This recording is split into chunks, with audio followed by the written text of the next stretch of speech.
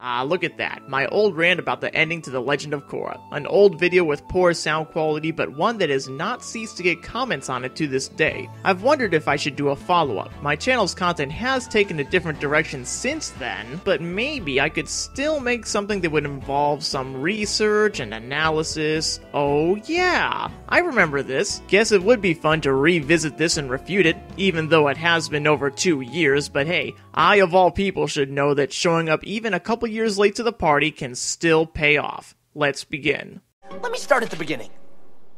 Anyone who has watched Avatar: The Last Airbender and at least some of Naruto should have been able to figure out what was wrong with Screw Attack declaring Toph the winner of their Toph vs. Gaara death battle. However, most viewers apparently liked it, so I can't overestimate their intelligence. Nor Screw Attacks, apparently, and it's very easy to explain why.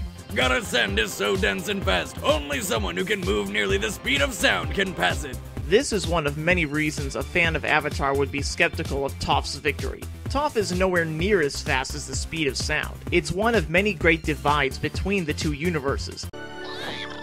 There it is, guys. The Great Divide. Wow. The ninja of Naruto's universe regularly exhibit physically superhuman abilities that an Avatar character would never have. Moving so fast you can't see them, for example, demonstrated in Rock Lee, a ninja who was able to accomplish this as a young boy with basically just intense physical training. Nobody, I repeat, nobody in the Avatar universe has that power, not even Aang himself. With his incredible speed, Rock Lee was able to hold his own against Gaara during the Chunin exams, but he still eventually lost. Speaking of moving faster than the eye can see, in their list of feats and strength, Screw Attack directly states that Gaara can move his sand faster than the eye can see. Can Toph do that with any of her attacks? No.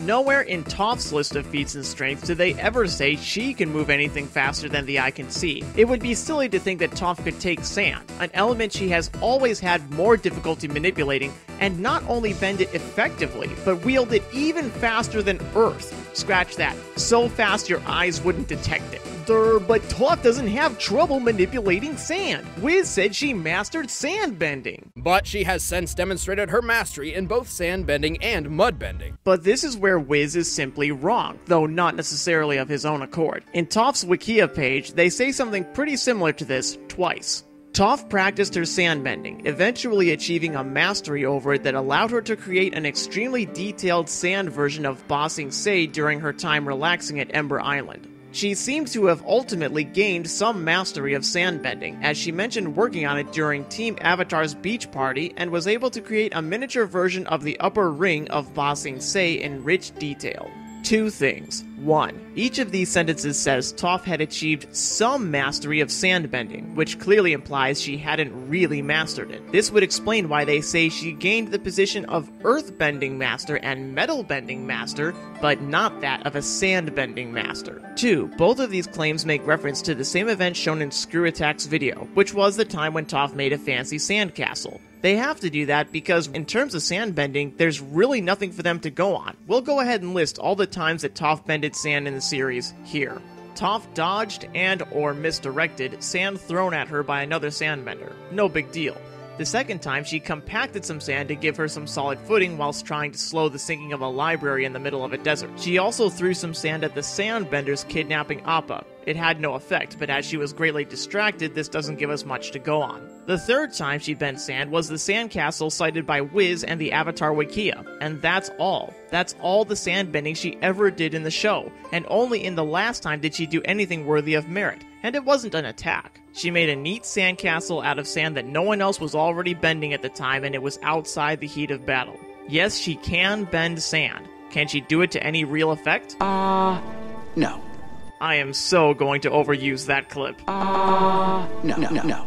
But according to Screw Attack, Toph can work wonders with sand. She can also change the density of earth from sand to stone and back. which is simply untrue. Toph had one scene where she compacted some sand together to give her a foothold. That's the only evidence they had for this claim, but nowhere has it ever been stated that this is Toph changing sand to stone. What she did is the same thing the Sandbenders did when they kidnapped Appa. They manipulated some sand to give them solid footing on the ground, but seeing as how this sand changed shape to hold their feet in place, it's pretty unlikely it's solid rock. At best, this is changing the density of sand to earth, which Toph did only one time out of a surge of desperation. Other than that, her sandbending abilities remain critically weak. By ascribing to Toph such incredible transformation powers, Screw Attack inadvertently makes Toph seem like a complete idiot. Why risk dying the slow, painful death of dehydration when she could simply turn the sand around her into stone or soil and land surf her way to get help for herself and her friends? Silly Toph.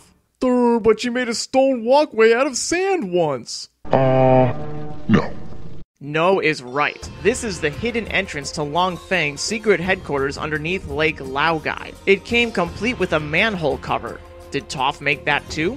Did she make this warp pipe complete with a ladder and staircase? No, obviously this is not something Toph created from sand. But to illustrate it even further, look at Season 3, Episode 7, The Runaway. This is prior to Toph's sandcastle creation, but after she supposedly turned some sand into stone at the library. She and Katara are captured and thrown into a wooden jail cell. They want to escape, but because the cell is made of wood, Toph is rendered helpless. Which is kinda stupid, considering Toph should easily have been able to sense the earth around them and use it to break out, not to mention the metal jail cell directly adjacent to theirs, which she also should have been able to use to break out, but hey, I did say every episode of Avatar makes sense. That aside, it would only take a little amount of earth or rock to break out. As Katara says, what about your meteor bracelet? You could make a saw. it only takes a tiny amount of bendable material to break out of a wooden cell, but sand simply doesn't count, as Aang and Sokka are attacked by Combustion Man. It's Sparky Sparky Boom Man! Sparky Sparky Boom Man. Some sand seeps into Toph and Katara's cell, after which Toph immediately says she wishes they had some bendables like earth or water. I wish we had some earth or water. We need bendables. But Toph, some sand just fell into your cell. Can't you use that to escape? No? Oh, well, how about you turn it into stone then? Or at least turn it into earth. Then you could break your way out no problem. Silly Toph. Some may argue that this is just a mistake. After all, this episode didn't make sense to begin with. You could chalk this up to being a minor inconsistency in Toph's power, and you would be right. However, this inconsistency is one among many that add up to prove a principle. A principle that blew my mind the moment I realized what I learned. A principle that in and of itself would guarantee Toph's death in a fight against Gaara. What is the principle? Even if it doesn't make sense, Toph's sandbending abilities will always be inherently weak. Okay, maybe it's not so dramatic as that. This principle, as I've labeled it, is just a characteristic of Toph's that allows her to be fallible at earthbending. It may not make sense, but if you think about it, neither does metal bending. Metal is just refined earth. It makes no sense that earthbenders would have trouble bending metal, and it sure doesn't make sense that metal could be bent into a full bodysuit of armor just because of tiny little impurities in it. And it sure as heck doesn't make sense that if metal is fully purified, it can't be bent, which means there really is no such thing as a metal bender. It's silly and inconsistent, but that's okay, because that's an established rule in the Avatar universe. A rule that was necessary to show off what a cool earthbender Toph is. As a little girl, she was able to discover metal bending in a single day all on her own. It's not important for it to make technical sense as long as it makes the character of Toph more interesting to the viewer. The same thing goes for Toph's weakness at bending sand. Her weakness in this area forced her to rely on her friends. It allowed her friends to demonstrate their own ability to overcome difficult obstacles. Here's another thing that makes no sense. Toph can barely bend sand, it's loose and shifty, and it makes it hard if not impossible for her to see, but airborne dust that is even smaller in size than grains of sand? No problem, amigo! Look at her clear that enormous cloud of dust in the Blind Bandit episode. Did it without breaking a sweat, and yes, it is dust, not sand. Here's the commentary to prove it. Since she doesn't need her eyes to see, she kicks up all this dust so she can pick these guys off one by one. And a little side note about Fire Nation Man is that he is the first sandbender we actually see. It's true. This proves multiple things. He said this cloud is a cloud of dust. So yeah, it's dust, but more importantly, we also know it's not sand. They said Fire Nation Man is the first sandbender we see, and they're obviously referring to the sand attack he's performing on screen right at that moment. But as you can see, he's surrounded by the cloud of dust Toph had already kicked up in the air long before he even did that. If this dust was made of sand, then that means Toph is the first sandbender we see, not him. Whatever Earth this dust is made of, it's not only not sand, but it's also airborne. It's even smaller in size than sand. It should have been even more difficult to bend, but for Toph, it's a freaking breeze. I told you it doesn't make sense. There's also the fact that Toph's seismic sense is so fine-tuned she can tell when people are lying. I can tell you're lying. She can also feel something as small as an ant walking on the ground. In the comics, she says she can feel the slightest shift in the deepest rock, and even feel plant roots growing. She even made quicksand once, although that ground she turned into quicksand is obviously earth, and therefore her quicksand is more like thick mud, or possibly clay, which she then mixed with Katara's water, which does still count as quicksand in real life, which means it doesn't really count as sandbending. I know I got off on a tangent there, I just want to cover all the bases. With all her fine-tuned senses, bending sand is still incredibly difficult. Taking all that into account, let's come back to the Runaway episode. Toph ignoring the sand falling into her jail cell is no random mistake. It's just one among a gajillion pieces of evidence that illustrates Toph's helplessness when it comes to sand. She should have been able to bend sand with no trouble at all from day one, and yet she can't. Why? Because the principle is, even if it doesn't make sense, Toph's sandbending abilities will always be inherently weak. So what's the point of all this? Why go over all this material? What does this have to do with Toph battling Gaara? Well, you should know the answer by now. It's everything. Wiz said she mastered sandbending, and he couldn't be more wrong. She would be walking into this battle with a massive handicap against a man who specializes in attacking with the very thing she fails to bend effectively. Her weakness is his greatest strength. She would lose and lose badly. I know some would argue that given enough time, Toph may overcome that handicap, but even in the Legend of Korra, there's no evidence to suggest that she ever did, and there's plenty of evidence to suggest she couldn't. Maybe it's just too much to expect that Screw Attack would dig this deep, but the more I listened to what Wiz and Boomstick were saying, the more I realized they hadn't even picked up the shovel. Just listen to the basic mistakes they made in the following statements. Even in her old age, Toph was capable of going one-on-one with a new avatar. Did they even watch the episode they're talking about?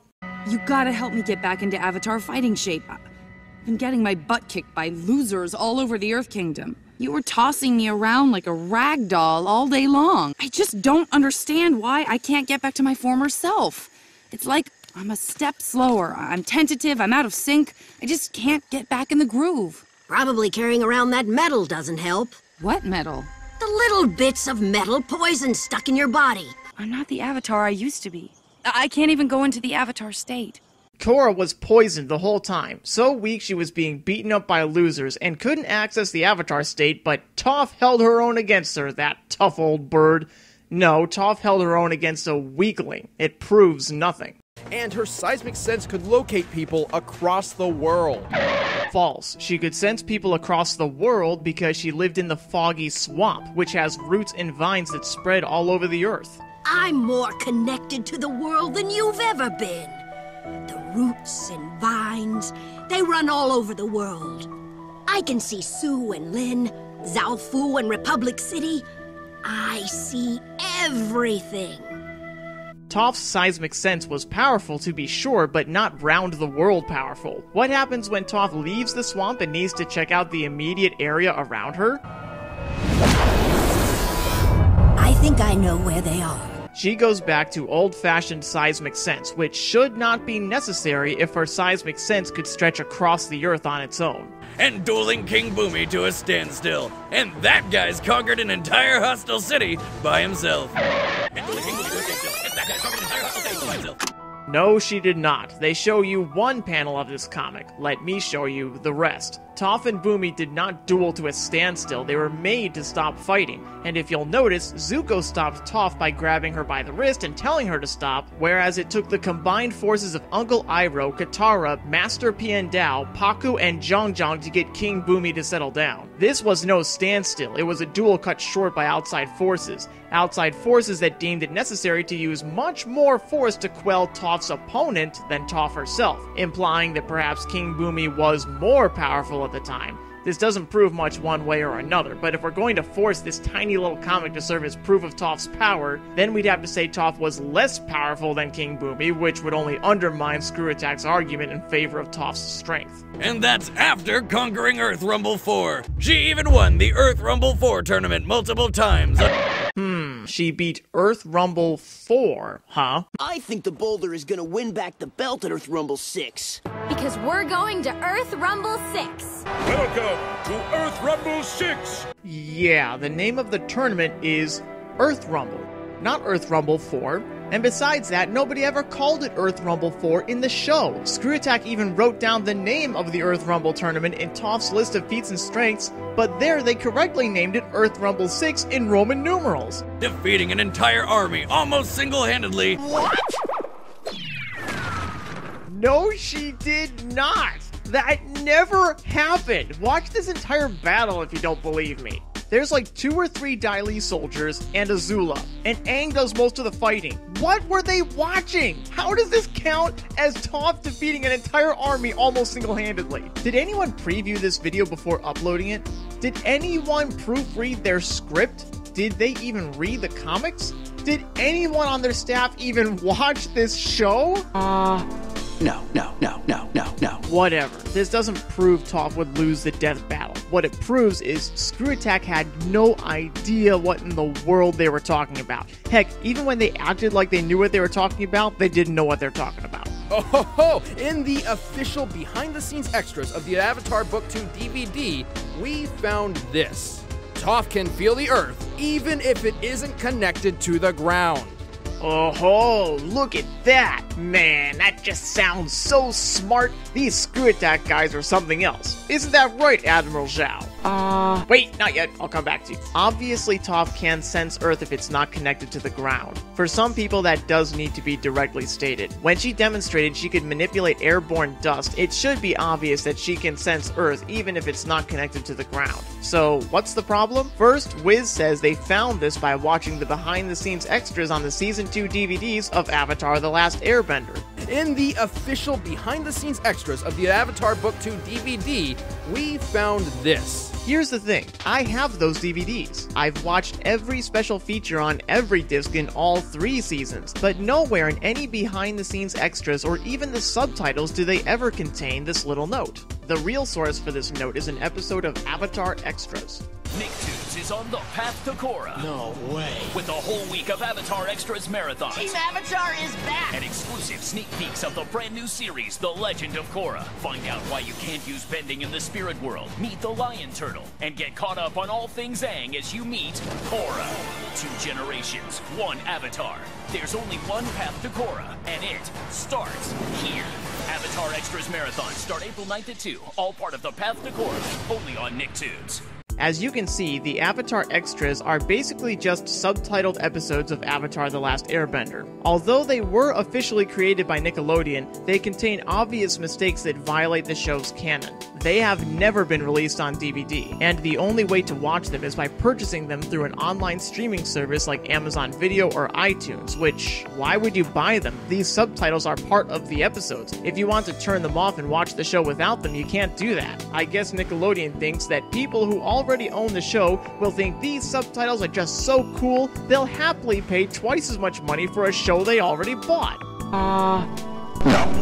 Thankfully, all these notes are compiled and listed on the Avatar Wikia page for Avatar Extras. I found the note Wiz was talking about. It was shown on screen during the Blind Bandit episode, which I did buy to confirm that it was in there, and it was. Mystery solved, and may I say, point proven. Even when Screw Attack acts like they know what they're talking about, they don't know what they're talking about. Here's a couple more fun facts though. The very next note that pops up on screen says that the only type of earth Toph has trouble with is sand. Well, go figure, we already knew that. The next one says that sand is a major problem for Toph in the desert. I guess Screw Attack missed that one. But what can I say? Homework is hard. In the name of covering all the bases, here's another fun fact. In Sozin's Comet Part 1, The Phoenix King, when Toph creates the sandcastle, the note says that in previous episodes, Toph was unable to bend sand.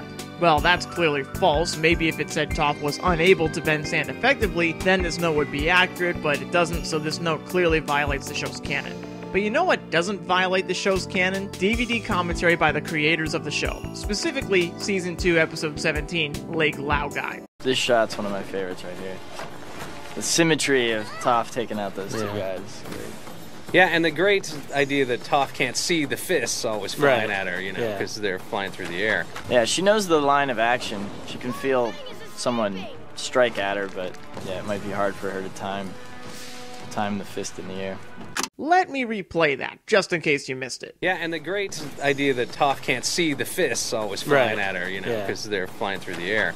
Isn't that interesting? Reminds me when Boomstick said the following. Toph is tough, but her real strength lies in her precision and technique.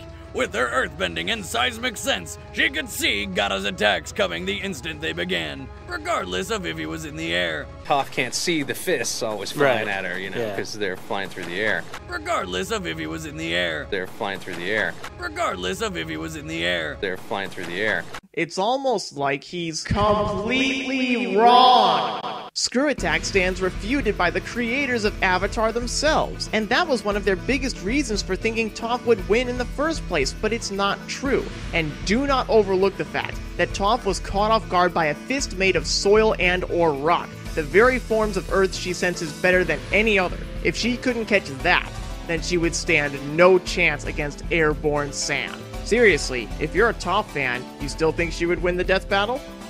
You sure about that? I bet you aren't. I can tell you're lying. I almost ended the video here, but I just can't leave off examining one more thing about this death battle. Screw Attack thinks Toph would last a long time against Gaara, despite him using attacks no Earthbender had ever used before. Notice what happens in general when Toph encounters the unexpected, like, say, a wooden jail cell. I wish we had some earth or water. We need bendables. A metal cage. Water. An airbender. Or some burned feet. I'm sorry! Or a fist made of stone. She is rendered helpless or near helpless, but look at her in this death battle. She gets attacked from every angle by a sandstorm, a much bigger attack than some tiny little fist made of stone. But Toph isn't thrown off her game because reasons. Oh, and she creates a bodysuit of metal armor from a metal cable. Somehow. And it apparently granted her invincibility because it's strong enough to withstand the combined power of a sand coffin and a sand burial without harming a hair on her head. Why? It just can! Seriously, the most adamant fans of Toph haven't even tried defending that one. Go ahead and Google the words Gaara, Toph, and then type metal cable or metal wire in quotes. You'll see people criticize it and nobody tries to argue with them. I could go on with all the other in-fight problems, but I think you can understand why it's unnecessary. Screw Attack treated Toph as a much mightier warrior than she is in reality. They behave as if she wouldn't be thrown off her game or frankly, even be damaged at all. But at the end of the day, Toph is a human with normal physical vulnerabilities. She has no healing factor and little to no resilience when she does get hurt. My fighting days are over. Don't tell Korra, but my back is killing me now. This is why you didn't see Katara messing with that Civil War nonsense. At some point, you gotta leave it to the kids. For Screw Attack to suggest she could last long enough to beat someone like Gaara is utter nonsense. Oh, speaking of Gaara, I haven't forgotten about him. I think we've demonstrated very thoroughly why Toph would lose, but why would Gaara win? Just how powerful is he? If he and Toph fought over the control of his sand, who would win? Well, we will answer all those questions and more in another video. I'm I'm sorry, I know you guys don't want to wait, but this project got so much bigger than I anticipated, so I will make a part 2 to this rebuttal so that I can do Gaara justice. And then my idea is that I will release both parts in one large video so you can watch both at the same time when they're both done.